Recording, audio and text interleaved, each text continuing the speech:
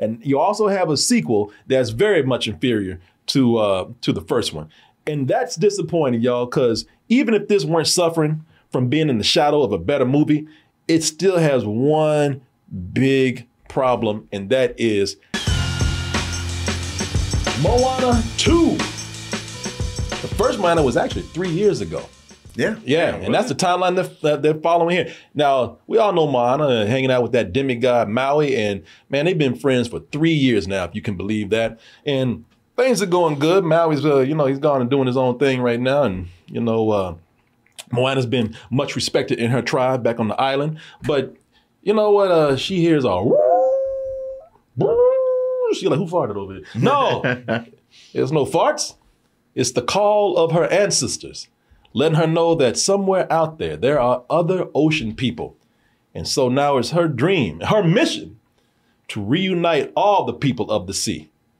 And she needs the help of not only some of her tribe's people there, but also, we could always use the help of Maui.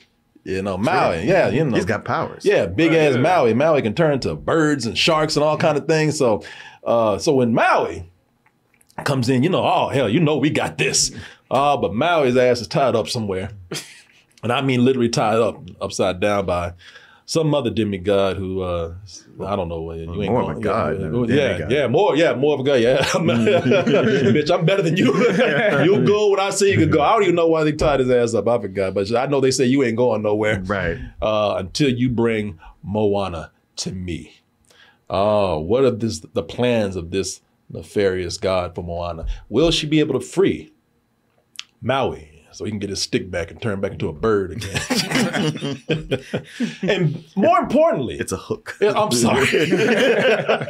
His hook. His hook stick. But more importantly, will this be as good or even better than the first Moana, which had some great songs and some very, very memorable characters? Let's go ahead and take a look at this trailer for Moana 2, and we'll come back and tell you how we feel about it with our review. Little sis! Big sis! What are you pushing on? You were gone forever. The entire ocean is counting on us. A sequel wants to be, in a perfect world, a sequel wants to be better than its predecessor. And now that's not always the case. So a lot of times we'll settle for as good. This ain't neither. At least for me. That's early.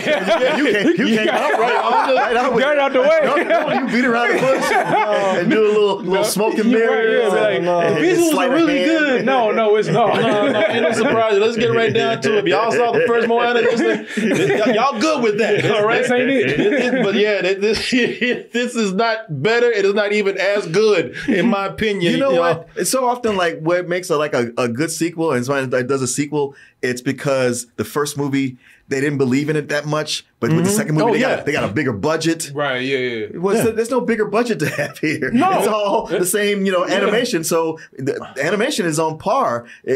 Everything else falls on the story and the characters, and it just doesn't quite do it. I don't care how perfect that movie is. Moana is a great film, and it's great because, as I told you, the characters are surprisingly very good. Oh yeah, in the songs, there's so many songs in there that are brilliant. So many songs that just instant classics that you can still hum and sing today. They stick in your head. Yeah, those songs will not go away. I'm gonna play some songs for y'all tonight. You better cover your ears because they will not go away. Oh boy. Maybe watching some of this make it go away because that movie was fine.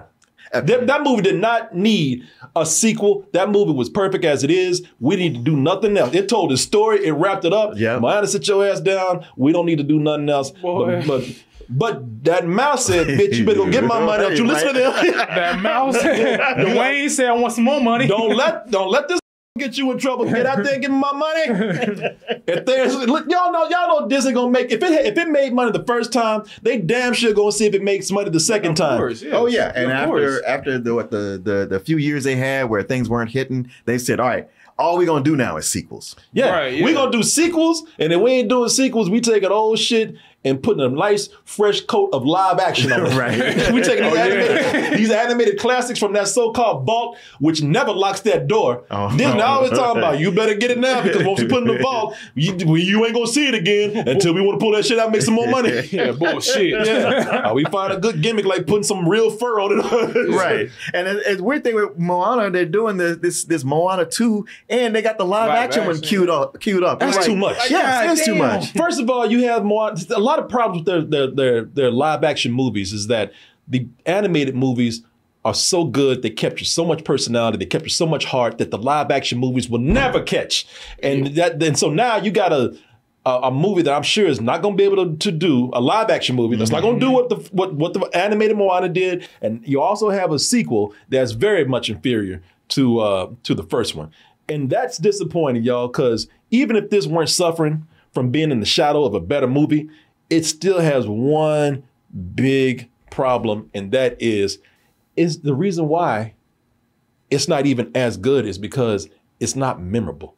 Boy, this is one of the most forgettable sequels I've seen. God, you ain't lying. It feels like a side quest. Yeah, it sure does. Like a TV show or Or it something. feels like something that they should have released on Disney Plus. Which is what It was originally back in the day, they would always like the Little Mermaid 2 and the other, like the Lion King series, and Those are coming on video. yeah, Aladdin 2 or 3. And they were fine. They were fine. Yeah, you're like, yeah. I'm watching this on video. It's okay. Yeah, it was cool. I mean, it ain't great. They don't measure up, but okay. Yeah. My mother even bought me Lady and the Tramp Part 2 by accident, thinking it was the first one. By accident. I went there and threw that shit in her face. We'll do this shit to me again. No. You don't love me? But no, listen, let's start out with some things here. Let's get into why. Let's just get into why this is such a forgettable, and I use this word because I'm making it sound probably worse than what it is, but inferior sequel. So let's start with the characters. Listen, the designs are nice. They're animated by the best, of course. So they're very expressive. The acting is good. You know, now listen, the only thing I can say is the animators, being animators, they're animators are broad stage actors sometimes, which means that sometimes these characters gesture a lot, like they're on the stage and it's very over dramatic. You know, they say do all that right there. That's just animators. Yeah. You know, that's fine. Animators, when they animate, they love to like make broad gestures, and that's cool. As you saw right here, it actually makes for some nice scenes. You know, some of the places where those broad gestures are funny, or especially with the kids. There's some nice moving scenes with Moana and her little sister. Also, you know, when they go in and study this culture, and they look at anywhere from how the people look to how they dress to their environments. They also do cool things with the animation by looking at their dances, and I thought those were actually pretty fun. Very good. He trying to hit. Look at that. Look at that. You like what you see, baby? Everything else do out here. You're like, you see us, you're like, who the hell is this little son of a bitch right here? Get it, girl, get it. Yeah, bitch. He got served. Yeah, he got served hard. Yeah, people. So, you know, there's some really great animation in here. And like I said, really great character acting and dances, and you know the way they studied the culture is also pretty good.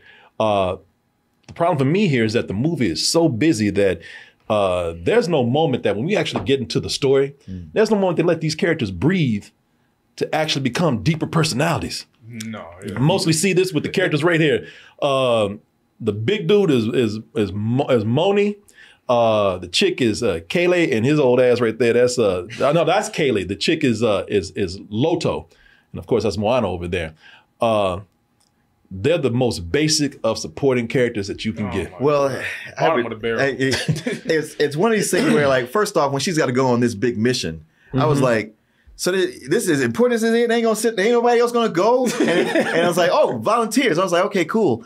But these three sidekicks, they are like the sidekicks from Lightyear, where they're all comedy and incompetence and no personality. So you're like, you know what? She would have been better off by herself. Oh yeah, And they all got yeah. stupid sticks. Yeah, because in the first movie, her sidekicks are the chicken and the pig. They don't talk, and you get to know them, and you like them. And you like them, and they know to stay the hell out the way and let her do her thing. They all over the place, breaking this ship and everything, and complaining, and complaining. And see, that's the thing. These characters, when I said they're the most basic, so they get one skill, which is the reason why they're going. Yep. They get something like a video game. They get one skill. So you get to choose on your mission in the video game. And they're not leveling up anytime soon. No. So it's like a video game. You get to choose your characters that have a certain skill to help you out with your mission. So they get one skill. They get one character trait, which is just a running joke, really. Yeah. It is. And then they get maybe a couple of good lines. And then the movie says, "Get your ass up there." And that's it, man. Yeah. You know, Moni, the big dude, he's probably the one who has the most to do. He's mostly just he wants to have sex with Maui or something. but he's mostly crushing on him. But he serves a big task when they go out to sea. But the other crew, like Loto is just sassy. She's just a sassy chick, and Kayla is just, he's old and grumpy. Right. Well, wait. What you say, Loto? Yeah. Yeah. I mean, she's supposed to be the smart one, but all she does is break things most of the time and get in the way. Yeah. Surprisingly, Maui, I mean, the demigod, the character that everybody came to see besides Moana. I mean, let's admit it, they came to see Maui more than Moana in Moana. That's why I came to see shit. Boy, he don't have much purpose here at all. At all. Well, it's one of those things where you have this major character you want to see, but they're tied up in a way. Yeah, he's right there. Now, I'll tell you, I think Dwayne Johnson's voice work is great for this character, which is why we love the character in the first place. He's cool. He's shape-shifting and everything. I still love the little tattoo that comes to life that serves as another little mascot character. His little silent Bob. Yeah. But the movie spends a big chunk with Maui just tied up doing nothing. Okay. Rule number 1. You never saw me like this. You look like a kidney stone. And you look like someone who would know what that is. Now, that was funny. I gotta laugh. Even like, I don't even think that was a lie. I think he just added that shit. Look at him, Moni got your old ass. Shut up and let the man talk. Yeah, man. That was not the line. Man. Now. So I'm gonna go handle my business. Don't let that superhero landing fool y'all. He don't do nothing after that. Yeah, he don't. Because as the movie goes on, later he feels more like a tour guide. Right. And the bond between him and Moana is just not as strong as it was in the first. He feels more like a coach than an active character here, or a dear friend of Moana. Also, since we're talking about characters that ain't doing nothing in here, let me see. That pig, he ain't doing nothing either. Nope. You get he in the movie. You might as well eat him, right? Because that character is strictly there to sell toys. Disney will do a movie every now and then, and one of the movies I think of before is Pocahontas. Pocahontas had a raccoon and a dog or something, and they served no purpose in that movie except to do some funny stuff so they could sell toys later. That pig, I love that pig so much in the first movie, and that pig ain't doing a damn thing here. They might as well just go ahead and just serve his ass up with some pineapple. They could have just ate him. Yeah, put a stick through his mouth, like have him come out of his ass and roast him real quick when he gets big enough. Because he ain't just he ain't serving all the purpose here. Like, it's not my fault. Come on, man. I'm trying. It is. There's too many characters here. That damn pig is there just to sell some stuffed toys. I'm telling y'all. And Disney does it every now and then. That's part of their marketing formula, to do things like that. Now, let me see here. I'm a little more that chicken. What am I about to say? Yeah, that chicken. Let me see here. That chicken. He's all right. Sweet! A farmer on the sea. Yes! I'm going with. That chicken can live. You can keep that chicken alive. He's funny to me. I like that chicken. But even he doesn't do so much. He does. He does. He does way more than that pig. He actually performs comedy. He does more than a pig, come on. but he was a big factor last time. Yeah. And here, I was like, okay, he'd pop up. I was like, oh yeah, I forgot you were here. I still like the chicken because first of all, the chicken was before he was helping. Now he's the mission every time. There's about 3 or 4 times he almost got them killed. He makes me laugh, and plus also Well, a chicken being incompetent is fine. It's just when it's people, you're like, God damn it, why don't y'all just stay back on the island? I know, right? that chicken almost got them murdered. And plus Alan Tudyk, man, he still makes me laugh because all he's there is just to go. So Well, he collected a big check. Just to cluck like a rooster. That's all. no. Even he's looking like, y'all sure you want to pay me this much money? That's easy money. That's like what's it? Vin Diesel. Yeah. That's Groot. Yeah. Easy money. Yeah, very much. So the villain here is Matangi. And Matangi, I feel, I'm not going to say much about her. And the best, the least said, the better. She's not the villain. Well, no, the least said, the better. We just say, like I said, there's something. Let's just. Okay. All right. Okay. Talk, right? Okay. No, Matangi is not a very strong villain, and that's for a reason. And I see what they were doing, but that doesn't make things better in the movie because there's not really any strong conflict in the film. It's really not.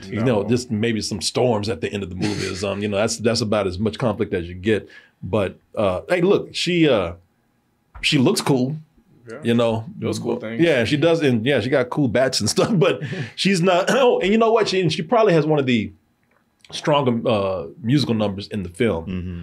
Right, but, you're right about that. But yeah, it's like I said, least said about her, the better. But it's I like the character. I feel like they could have done conceptually something better with her. But I'm gonna tell you where the movie really takes a dip, and that is the music. I mean, if nothing else, you didn't have to have that strong of a story. These characters could have been weak, but if you had people singing some of these songs when they leave, like they did in the first one, that would make up for a lot. I mean, everybody walked out the first one singing this. I'd rather be shiny. Let's scrub the deck and make it look shiny. As Jermaine Clemens as the crab god in the first one. Shiny, that was a big hit from them. Oh, yeah. And of course, so the biggest disappointment that for me, where I was let down, my heart broke for him almost. The biggest disappointment is Maui. Everybody know that Dwayne can't sing. Okay, Dwayne Johnson cannot sing. He knows it. These movies know it. Yet his number in the last movie was one of the best. What can I say except you're welcome for the tides, the sun, the sky. The lyrics were so fun. Yeah. The music was so good. And they did that to accommodate for the fact that this man can't sing. It was almost. They made you feel like he could. But the thing is, can do. they had no choice but to make the song great. Yeah. Because it was either you're gonna be great or you're gonna suck. Because he talked his way through the song, y'all just didn't recognize it because the lyrics were so good. He stretched out certain notes, but he wasn't singing like you think he was. The music and the lyrics were just that good. The animation was great here. There was a lot of things covering up and distracting y'all from this man's voice. And, they weren't even trying to actually fool you. They just said, hey, we're working with a guy who's not a singer, so we're going to make this song amazing. So like I said, it's either be great or suck. Well, the song that got in here ain't great, so, and listen, they not even putting it out because I think they know it. Because this song that they got, Dwayne Johnson is just, he really is talking to the whole song like he's a bad rapper. Uh-huh. And so it almost brings the everything else down that's going on, which includes the animation and the visuals. It's like, okay, I mean, you can only go so far. Right. Because like you said, with You're Welcome, he does he has the whole notes every so often. And this time around, they didn't even try with it. I was waiting to you. Damn, are you going to sing or attempt to at one point or another? I mean, you at least tried a little bit in the first one. I was captivated the whole time for one reason and one reason only. And that is because the animation is incredible. I was watching the visuals on IMAX and it filled the whole screen. I brought this particular one up because, listen, first of all, it's beautiful. I'll get back to that picture in a minute.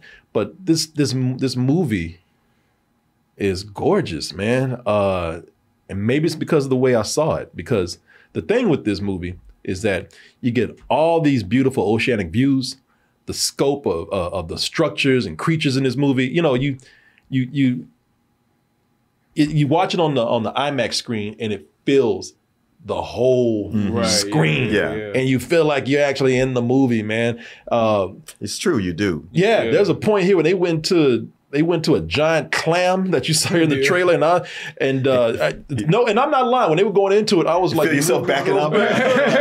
Don't go, no. But yeah, I mean, it's immersive. The visuals are so immersive, and man, I really love the Kakamori stuff that was going on here. Those are the little tribes people. Those are them? Yeah. The coconuts. I loved everything with them just because it just looks so good. Kakamora.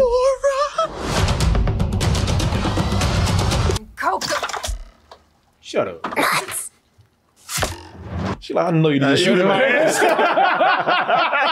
Take a good look at it before I pass out. I would whoop your ass if I wasn't about to faint. I love that stuff because you want to talk about some of the best looking scenes in this movie. For me, it was with these little creatures, these tribes people, because like that ship right there, man. You know, it's so elaborate. They do really creative stuff with it. You know, and they do some other things that you haven't seen. You'll see. I can't even describe it really. You just have to see the movie. But they communicate by lining themselves up in their little coconut outfits, and they form pictures to communicate with people. And I thought that was a really creative visual in the film. You know, I'm disappointed with this. I really am, because I forgot how much I actually like Moana.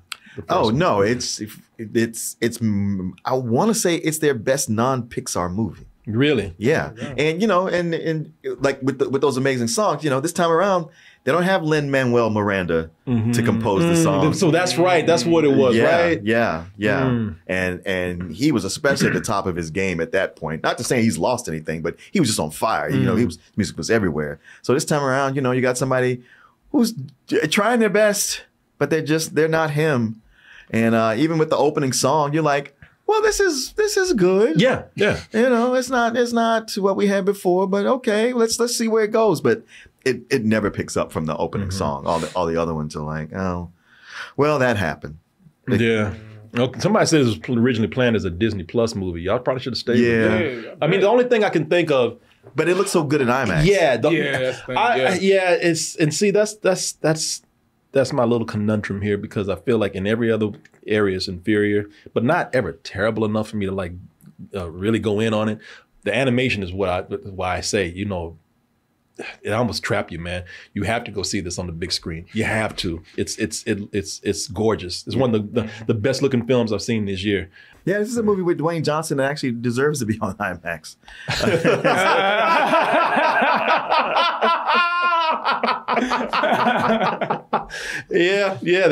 is true. That's not that red one nonsense. Yeah, and as much as I keep talking about him being overexposed, there's not enough of him in this movie. And it's missed because, man, the two of them had such a great rapport going along the first time. And I know, you know, with the first movie, he was more of an asshole, which made him even more interesting. So you don't have that now. But I think he still shines whenever, you know, Maui shines whenever he's on. He's just not there enough. It's taken up by too many other things. And like I say, it's kind of a side quest mission.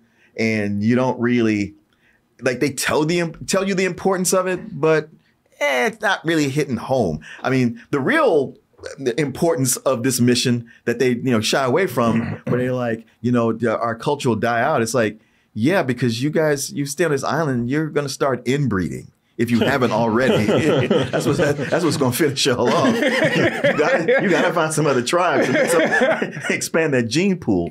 And you know, and things get solved by ubiquitous magic, which is kind of a pet peeve of mine, which when people have magic and things. But as Corey mentioned, it is a gorgeous film. It's entertaining enough. If you don't compare it to the first Moana, it's fine. If it's something your kids are gonna make you go see, yeah, you'll make it through. You'll be all right. You'll just probably want to go home and rewatch the first one. Yeah, what would you rate it? I would rate it, I don't know. I mean, you got to see it in the theater, so I'd go with a low matinee. Damn. Yeah, it's funny because when I first saw the second one, I'd never seen the first one. So like, I told you that before. Yeah, I'm walking in there and like they start singing off the gate, off the bat. I'm like, what the people singing for? I'm like, another musical? So I mean, the musicals ain't bad. They're just not memorable to me. I was just like, all right, I walked out. I don't remember none of those songs at all. Yeah. And it's funny because I watched the first one when I got home, and I was like, these musical numbers are so much better. Like that was like the biggest difference. I think the best thing to say about this sequel is that this is like just a safe sequel. I feel like this one ain't try to do too much, try to go too crazy. It's just safe. It's safe enough to where they can make another one after this. Character wise, what's the main girl's name? Moana? Oh wow. You mean the title of the movie? Yeah, my bad. I'm new to this franchise. I'm still new to the franchise. What was the name of the coke dealer in that movie that got shot at the end? The one with the scar on his face. What was the name? What's the name of that guy? I'm still not like. He said watch his whole movie like, who's that girl? I wasn't, bro. Hey, he didn't just watch this movie. He went home and watched the first one too. Like, I think her journey in this one, I feel like was really good at first. And then I think it just gets derailed when all these other characters, all these side characters have to show up. And not only the side characters show up, the Dwayne Johnson character shows up too. And I just feel like once you put all them together, I feel like that just kind of derails the story and it gets to what? I didn't even know you were thinking about you not knowing who this girl. Bro, come on. I'm one day into this. Too much about who she. Bro, I'm one day into this shit, bro. But that's not like, man, I was gonna say some shit. No, I'm sorry. I mean, I didn't know you even saw me. Please. Bro, yeah, I'm one day into this shit. Y'all years into this. Yeah, we're 3 years into it. I don't know how many times they called her Moana in this movie. you pick up on that. Man, I wouldn't try, bro, because this shit ain't memorable. I was like, bro, I'm watching, like, I don't really care about these characters like that. You know what I'm saying? This movie is going to be good to some people. It's just, I'm not one of those people. Like I said, I think this is just a very safe sequel. Like I said, just enough to make another one. Yeah, I think it's a low matinee. Oh, okay. Well, you know what? Y'all are right there with me. I think the same. That is exactly my rating. You can see it written down right there. What does it say? Why does she say? Why does she say a low full price? Yeah. No, I don't say no low. Okay. All right, I got that coming. Get out of here. It says low matinee right there.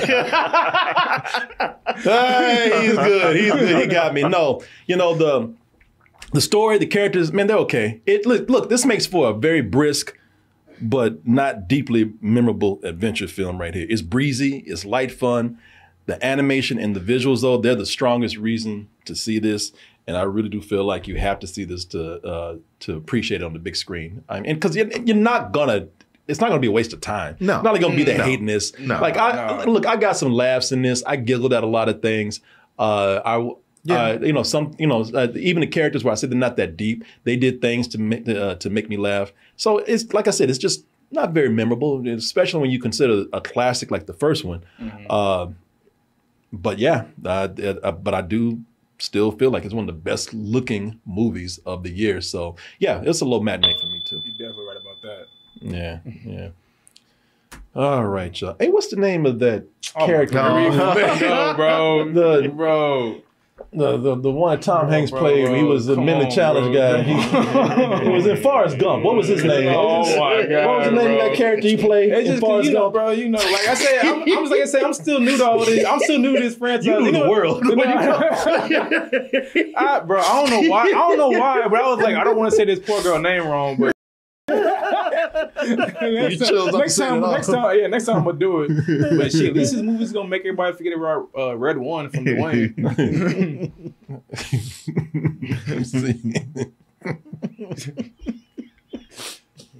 Like somebody said in the chat, boy, you something else. Bro, I should have just said the name.